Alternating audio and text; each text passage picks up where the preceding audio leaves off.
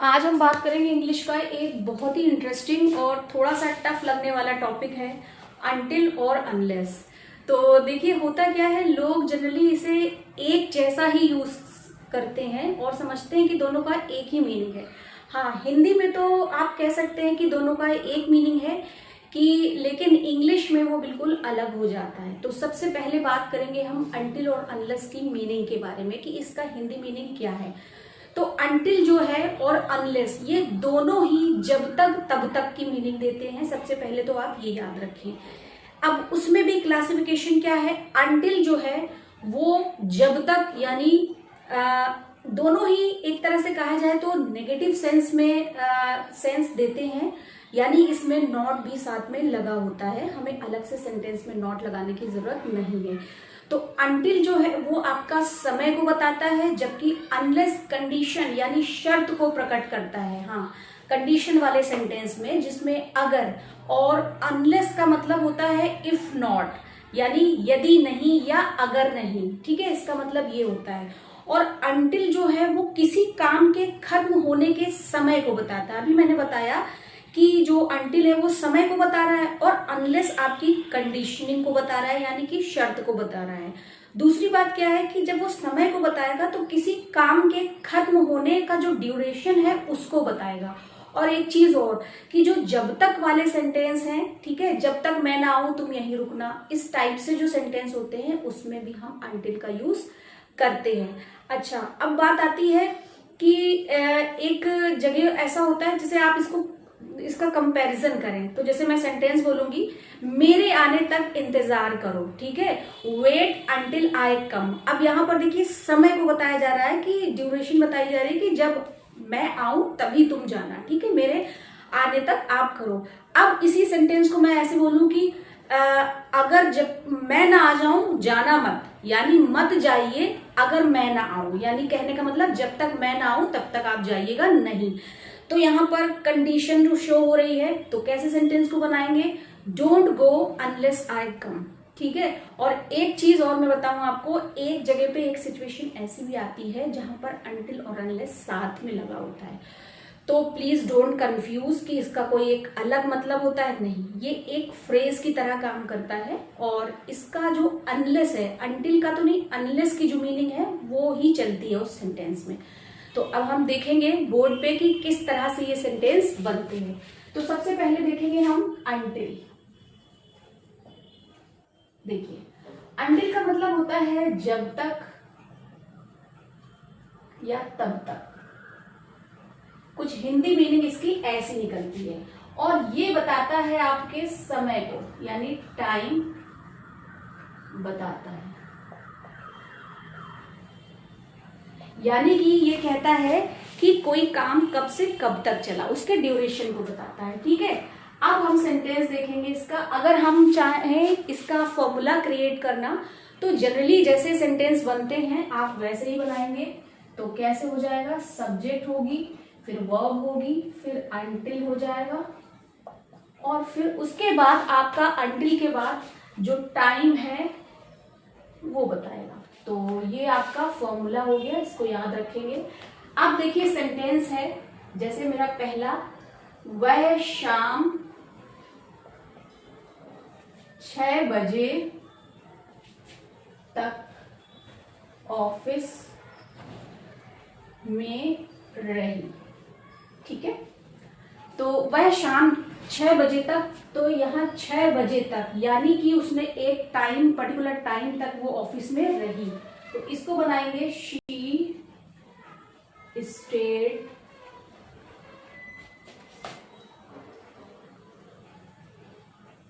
At the office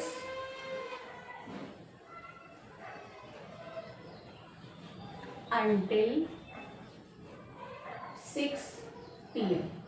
ठीक है, 6 PM ये सेंटेंस बना, यानी वह शाम 6 बजे तक ऑफिस में रही। She stayed at the office until 6 PM।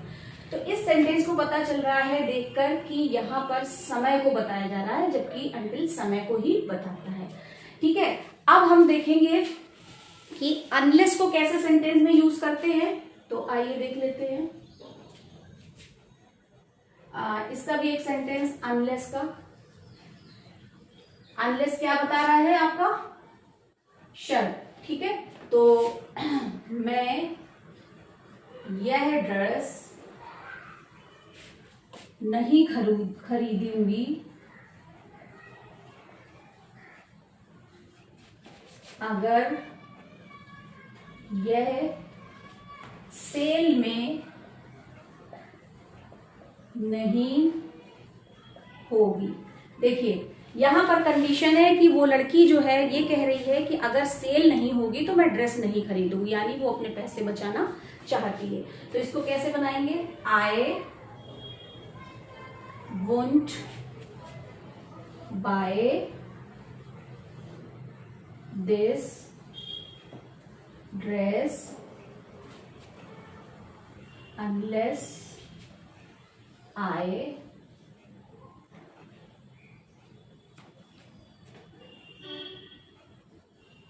It is on sale.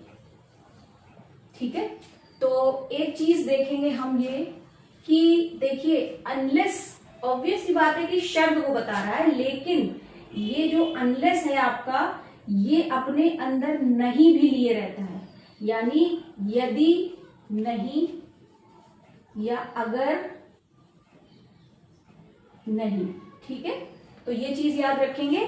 तो इसी वजह से देखिए मैं ये ड्रेस नहीं खरीदूंगी, तो चलिए ये तो सिंपल सेंटेंस है, यानी इसमें अनलेस का यूज नहीं होना है। तो यहां पर हमने वोंट किया, और एक चीज याद रखेंगे जो वोंट है ये विल नॉट का कॉन्ट्रैक्टेड फॉर्म है, याद रखेंगे मैंने वोंट लिखा है तो विल नॉट को ही वुड कहा जा रहा है। ठीक है, और दूसरी बात क्या है, अनलेस वाले सेंटेंस में नॉट नहीं लगा, क्योंकि अनलेस का मतलब ही होता है यदि नहीं या अगर नहीं। तो जिस भी पार्ट में अनलेस लगा हो तो वहां अलग से नॉट उस सेंटेंस में लगाने की जरूरत नहीं होती है, इसलिए मैंने यहां नहीं लगाया है। इस चीज को याद रखेंगे। अब हम ये देखेंगे कि एक ही सेंटेंस में अनटिल और अनलेस दोनों आते हैं। तो सबसे पहले ये जानेंगे कि अनटिल और अनलेस तो मैंने बता दिया, लेकिन जब वो सेंटेंस में आता है अनटिल और अनलेस तो वो सिर्फ अनलेस की मीनिंग देता है, अगर नहीं यदि नहीं ऐसा कुछ नहीं है, इस टाइप से मीनिंग देता है। और स्टार्टिंग में ही मैंने बताया था कि हिंदी में तो इसका मतलब अलग होता है, लेकिन इंग्लिश में हम इसको अलग तरह से यूज करते हैं अनटिल और अनलेस को। तो अब सेंटेंस है, जैसे मैं कहूं कि मैं शाम तक यहां रहूंगी या रहूंगा, जो भी आपको करना है कर ले, अगर मेरा दोस्त पहले नहीं आता।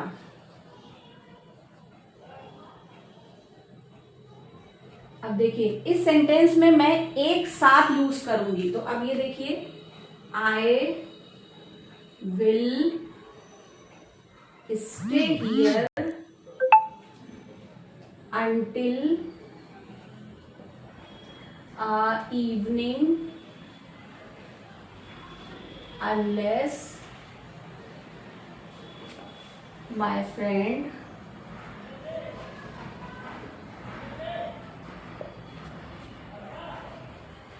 comes again। देखिए अब इस सेंटेंस में until और unless दोनों एक साथ लगे हैं। मैं शाम तक यहाँ रहूंगा अगर मेरा दोस्त पहले नहीं आ जाता। अब एक सिचुएशन और भी है जब एक साथ यानी एंड से जुड़े रहते हैं या आई अनटिल अनलेस इस तरह से यूज होते हैं, तो वहां पर क्या है, जब तक वह मुझे सच नहीं बताएगा।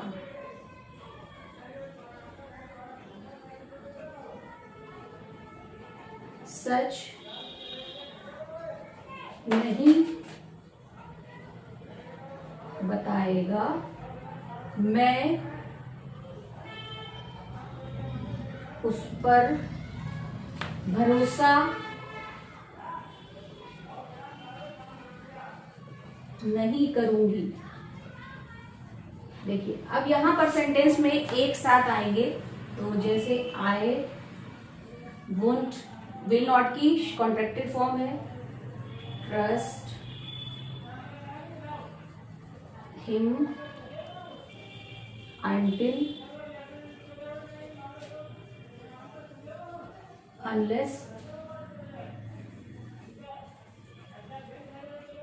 he tells me the truth।